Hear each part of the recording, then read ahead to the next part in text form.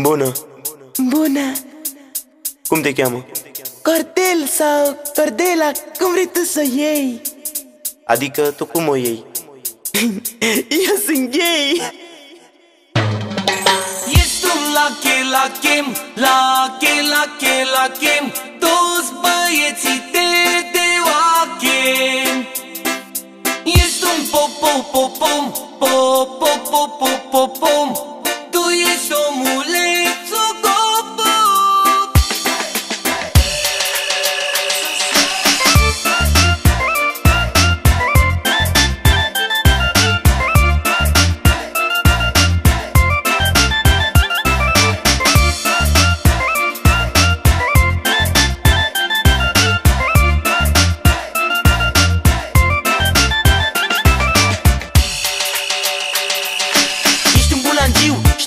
Știu, du-te naibii bă că ești mare bulangiu. De ce mă jignești? Că și tu ești lăcici.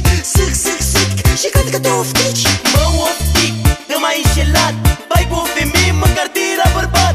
Taci din gură, m-am enervat pe tine. Te dau în judecată că ești mai lache ca mine.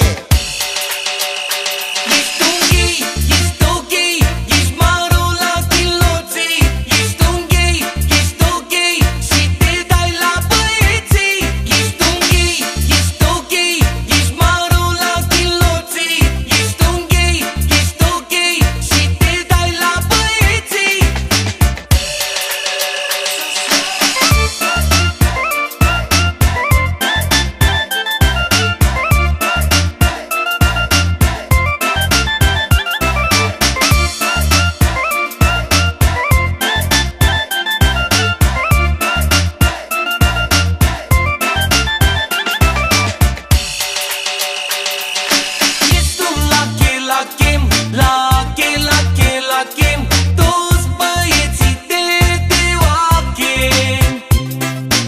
Ești un popom, tu ești omulețul gopop. Ești un lachem, toți băieții te oachem. Ești un popom, tu ești omulețul gopop. Îți place să morți fustul, dă-te și ești băiețel. Ți-a plăcut întotdeauna să te juci cu capul chel. La grădiniță te-a surprins profesorica când era cât pe aici să închizi lopețica. În școala generală furai mereu